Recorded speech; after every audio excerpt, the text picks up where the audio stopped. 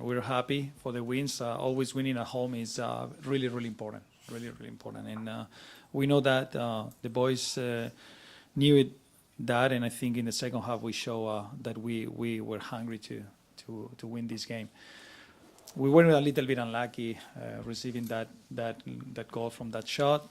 We didn't do some good things in the first half, but we had some moments and some plays that were really nice. And it's about, can we make that last pass, last action to, for a nice play, like finishing on goal. But the opponent also plays. Kansas is a team that their results are not reflecting what they are doing on the field and the numbers. They had a below one expected goal against the all three games, like 0.6. I think the last one it was 0.3. Very, very low, and we were able to create like 1.17, 1.20, and I think this tells that how difficult is these kind of games. Yeah, he has some soreness in his hamstring, and I think he knows himself very well, and we always tell him we want to be cautious on him, and anytime that he feels a little bit sore, let us know, and we can control from the outside, and it's better to pull him out of the game and before it's something worse. But we'll see. We'll analyze this week, and we'll figure out how to manage him. Let's go to Paul over here. Coach, from your perspective, whenever Martin makes both those penalty kick saves, how does that, from your perspective, change the momentum of the game and just the juice that it brings? Well, I always say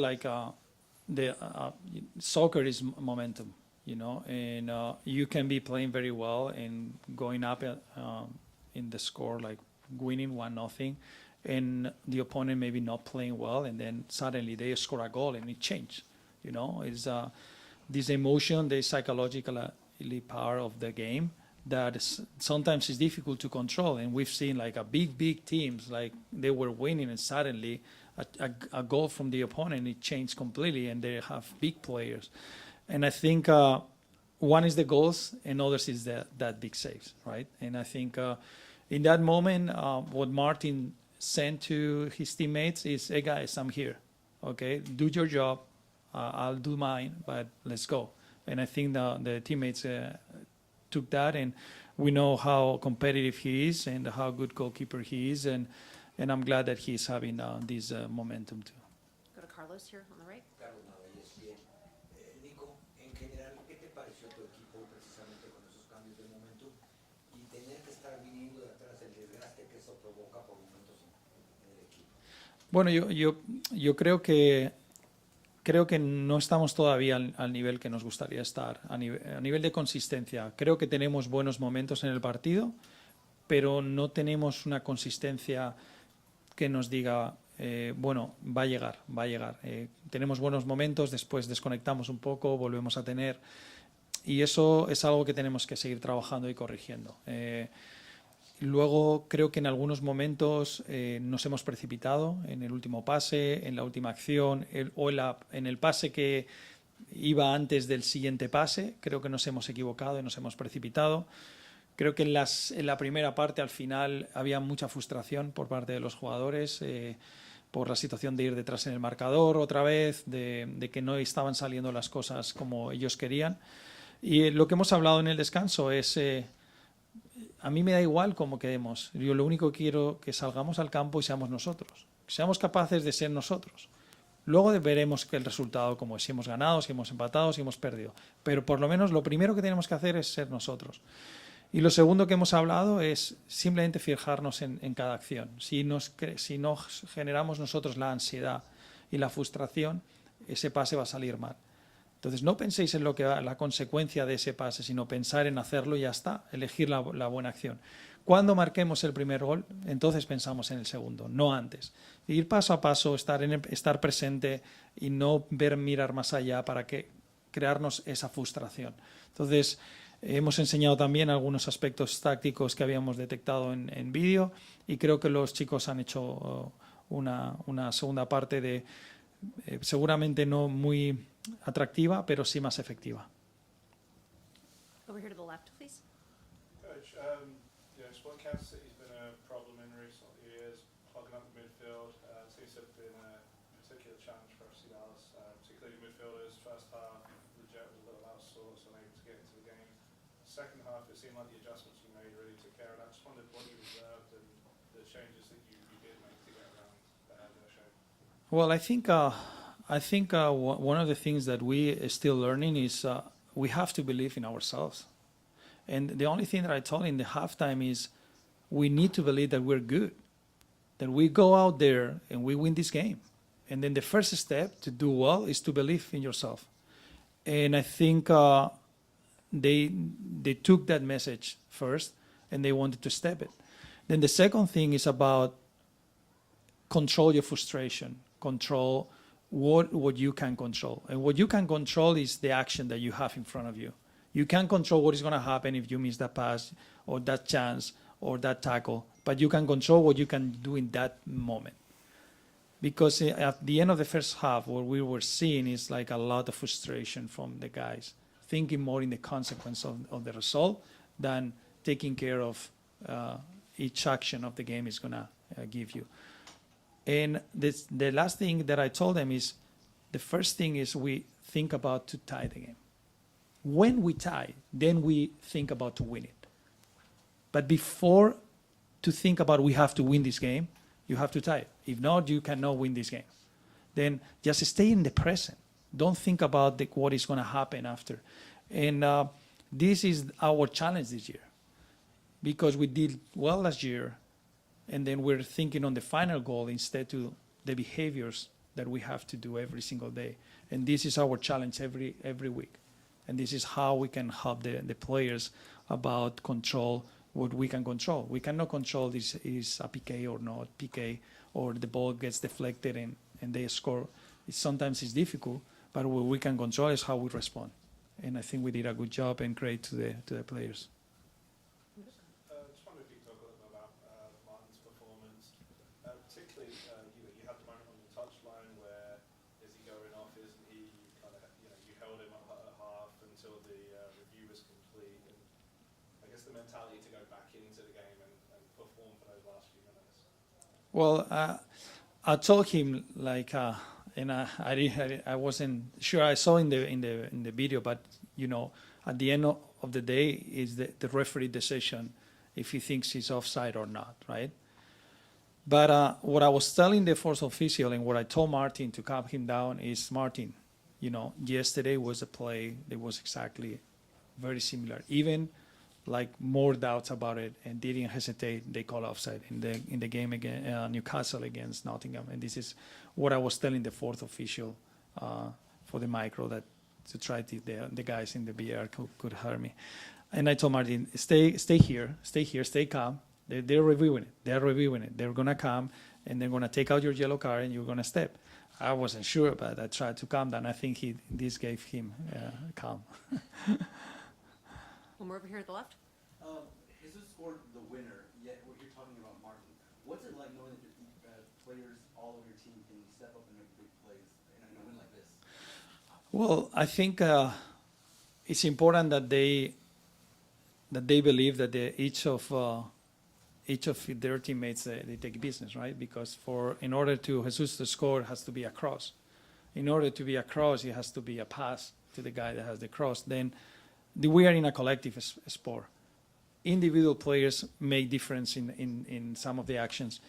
The best action of that play is one, the cross, and second, not just the first finish, if not the belief that the ball is going to come and go. Because maybe if he could think about, okay, I'm not believe that this ball is going to come again, I turn my back or I stop. And he believed that he could come and went there.